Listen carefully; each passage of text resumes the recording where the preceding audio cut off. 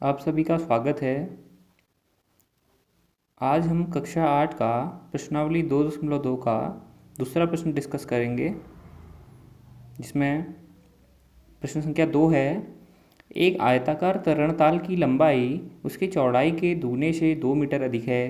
यदि इसका परिमाप 154 मीटर है तो इसकी लंबाई व चौड़ाई ज्ञात कीजिए। तो सबसे पहले हम आयत को समझेंगे। आयत क्या होता है? 4 भुजाओं से घिरी हुई बंद आकृति होती है, जिसमें आमने सामने की भुजाएं ये इसके बराबर, ये इसके बराबर होती हैं। तो इसकी एक लंबाई है जिसे हम L से दिखा रहे हैं, एक चौड़ाई है जिसे हम B से दिखा रहे हैं, लेंथ एंड ब्रेथ। तो प्रश्न में कहा गया है कि आयताकार तरणताल की लंबाई उसकी चौड़ाई के दुगने से 2 मीटर अधिक है। यदि इसका परिमाप 154 मीटर है तो लंबाई और चौड़ाई ज्ञात कीजिए। तो सीधे सीधे देखिए, अगर जो लंबाई है चौड़ाई के दुगने से 2 मीटर अधिक है, माना चौड़ाई हम 4 ले लेते हैं, तो लंबाई क्या हो जाएगी? चौड़ाई का दुगना, 4 का दुगना, 4 दूनी 8 से कितना अधिक? 2 अधिक। तो 8 से 2 अधिक 10 मीटर जो हो जाएगी। अगर 4 मीटर हमने चौड़ाई ली है तो लंबाई कितनी हो जाएगी? 10 मीटर। लेकिन प्रश्न में हम जो चौड़ाई ले रहे हैं वो ले रहे हैं x। तो आयताकार तरणताल की लंबाई क्या हो जाएगी? चौड़ाई के दुगने से 2 मीटर अधिक। चौड़ाई कितनी है? x है।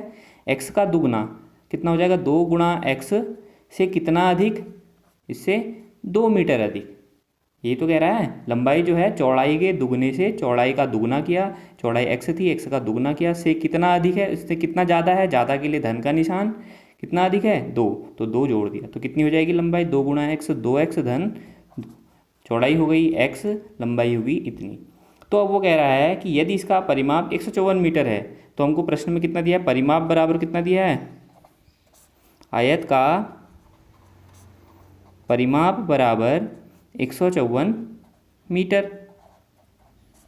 तो आयत का परिमाप होता क्या है? 2 गुणा लंबाई धन चौड़ाई, इसका परिमाप का सूत्र होता है। और ये हमको कितना दे रखा है? 154 मीटर। तो अब हम मान रख देते हैं लंबाई और चौड़ाई का ऊपर से। ये चौड़ाई का मान है, ये लंबाई का मान है। तो 2 गुणा लंबाई कितनी है? 2x धन 2, 2x धन 2, बड़ा कोष्ठक लगा देते हैं, ठीक है, धन चौड़ाई कितनी है? x है, बराबर 154 मीटर हमको दिया गया है। देखिए इसको समझने का प्रयास कीजिए। 2 गुणा 2 पहले से है, लंबाई जो है ये 2x धन 2 लिख दी, और चौड़ाई क्या लिख दी? x लिख दी, x। ठीक है, अब इसको हल करते हैं। 2 गुणा 2x धन 2, ये तो ठीक है। अब धन x भी है पीछे से, धन x बराबर 154 मीटर। तो 2 गुणा 2x में एक x जोड़ा तो 3x धन 2 बराबर 154 मीटर।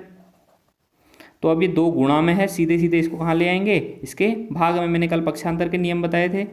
3x धन 2 बराबर 154 बट्टे 2, तो 2 से कट गया तो 7 14, लेकिन बचा 1 इसमें क्योंकि ये 15 है। फिर ये 1 यहाँ आके 14 बन गया इसके साथ, तो यहाँ पर 1 बचा ना, तो 1 14 बन गया, 2 7 14। तो 3x धन 2 बराबर आ गया 77।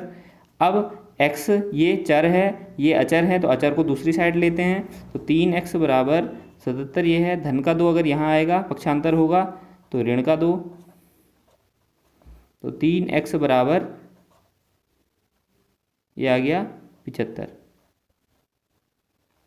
उसके बाद x बराबर, क्योंकि 3 के साथ x गुणा में है, 3 के साथ x गुणा में है, तो x बराबर 75।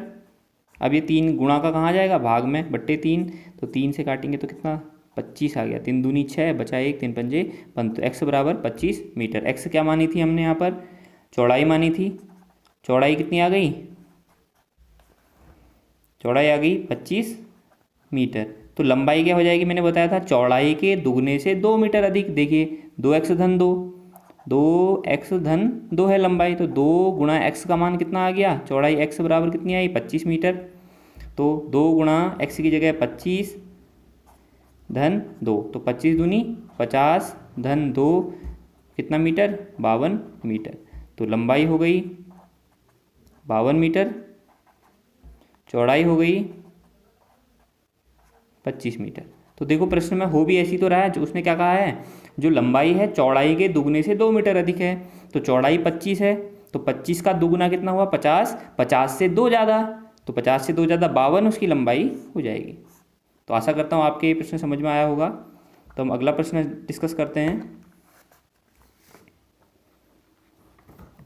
अगला प्रश्न है, एक समद्विबाहु त्रिभुज का आधार 4/3 सेंटीमीटर तथा परिमाप 4 सही 2/15 सेंटीमीटर है, तो उसकी बराबर दो भुजाओं की माप ज्ञात कीजिए।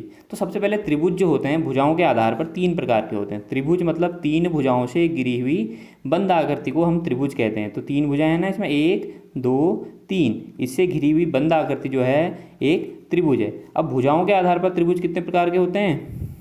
भुजाओं के आधार पर 3 प्रकार के त्रिभुज होते हैं, 3 प्रकार। तो 3 प्रकार, पहला कौन सा है? समद्विबाहु त्रिभुज,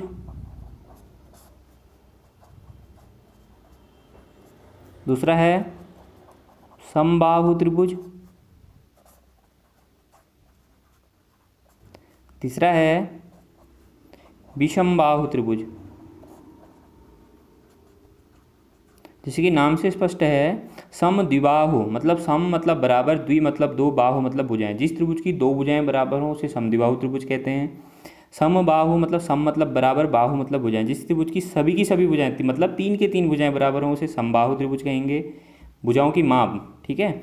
और विषमबाहु त्रिभुज ऐसा त्रिभुज जिसमें 3 के 3 भुजाओं की माप अलग अलग हो उसे विषमबाहु त्रिभुज कहेंगे। अब प्रश्न में हमारा क्या है? समद्विबाहु त्रिभुज है, मतलब 2 भुजाएं बराबर हैं। तो प्रश्न में 2 भुजाएं बराबर है, माना ये x है तो ये भी क्या हो जाएगी x, क्योंकि ये बराबर ये दे रखा है प्रश्न में। और आधार दे रखा, आधार मतलब जिस पे टिका हुआ है, ये कितना दे रखा है? 4/3 सेंटीमीटर।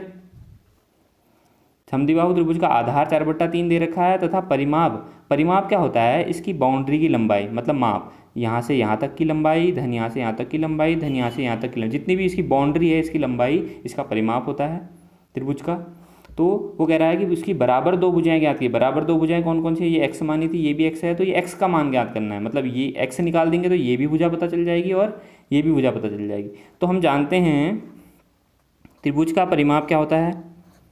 त्रिभुज का परिमाप बराबर होता है तीनों भुजाओं का योग, तीनों भुजाओं का योग। अब तीनों भुजाओं को परिमाप क्या हुआ? इतना धन इतना धन इतना। तो पहली भुजा x धन, दूसरी भुजा 4/3 सेंटीमीटर धन, तीसरी भुजा फिर से x, और ये हमको परिमाप दे रखा है कितना? 4 सही 2/15। अब ये मिश्रित भिन्न में है, क्या है? 4 सही 2/15। तो इसको हम सरल भिन्न में कैसे बदलेंगे? इसका गुणा इससे करते हैं, 15 चक्को 60, 60 में फिर ये जोड़ते हैं, इसको जो यहाँ 2 लिख रखा है ऊपर से इसको जोड़ते हैं, 15 चक्को 60, 60 में 2 जोड़ा 62, 62/15 सेंटीमीटर। तो हम अगली लाइन में सीधे सीधे देखिए, x में x जुड़ा तो कितना हो गया? 2x धन ये 4/3 सेंटीमीटर बराबर 15 चक्को 60, 61, 62, 62/15। तो अब देखिए ये चर है, x चर है, इसको हम 4/3 से अलग करते हैं, तो 4/3 को इसके पीछे ले आएंगे। अब ये धन का है तो यहाँ आके ऋण का हो जाएगा। तो 2x बराबर 62/15 अपनी जगह में है, जो ये 4/3 यहाँ से यहाँ आ जाएगा -4/3। तो 2x बराबर, अब 3 और 15 के दोनों के हर अलग अलग हैं। अगर एक जैसे हर होते तो हम सीधे सीधे घटा लेते, हर को वही लिख देते, लेकिन हर अलग अलग हैं। तो 3 और 15 का हमने लेना पड़ेगा लॉस ऑफ 3 और 15। तो सबसे पहले छोटी संख्या 2 से देते हैं, लेकिन 2 से 3 और 15 में नहीं जाता तो फिर 3 से देंगे। 3 एकम 3, 3 पंजे 15। अब फिर यहाँ 1 हो गया, यहाँ 5, फिर 5 का देंगे 1, 5 एकम 5। तो ये क्या हो जाएगा? 5 गुणा 3, 5 तियाँ 15। तो लॉस का कितना आ गया इन दोनों का? 15। अब 15 का पहाड़ा पढ़ते हैं, 15 एकम 15, इस एकम 15 एकम 15, तो एकम का गुणा किससे? 1 का गुणा किससे? 62 से, उसके अंश से 62 एकम 62 माइनस, अब 3 के पहाड़े में 15 कितने बार गया? पंजे बार गया, 3 पंजे 15, उस 5 का गुणा उसके अंश से, 5 को 20। ठीक हो गया? इतना समझ में आ गया? तो 2x बराबर 62 माइनस 20/15। तो 2x बराबर 62 में से 20 गया 42/15। अब 2 से x को अलग करना है ना, क्योंकि 2 तो क्या है, चर है, x तो चर है और 2 अचर है, तो अचर को अलग करेंगे, चर को अलग करेंगे, तभी तो x का मान निकलेगा। तो x बराबर 42/15 अपनी जगह में है, सीधे सीधे वैसे लिखा है, और जो 2 गुणा में था ये सीधे सीधे कहाँ आ जाएगा, 42 के भाग में। 2 से 42 काटा कितनी बार, 2 दूनी 4, 2 एकम 2, तो x बराबर आ गया हमारे पास 21/15। फिर ये 3 से कट रहा है, 3 सत्ते 21, 3 पंजे 15, तो x बराबर 7/5 सेंटीमीटर। तो x कितना आ गया हमारे पास, 7/5। जो एक x भुजा मानी थी हमने समद्विबाहु त्रिभुज की, 7/5 हो जाएगी। और जो दूसरी है, क्योंकि समद्विबाहु त्रिभुज है तो बराबर 2 भुजाएं बराबर हैं, ये x था, ये भी x था, ये 7/5 आया, तो ये भी कितना हो जाएगा, 7/5 सेंटीमीटर। तो हम कह सकते हैं अतः समद्विबाहु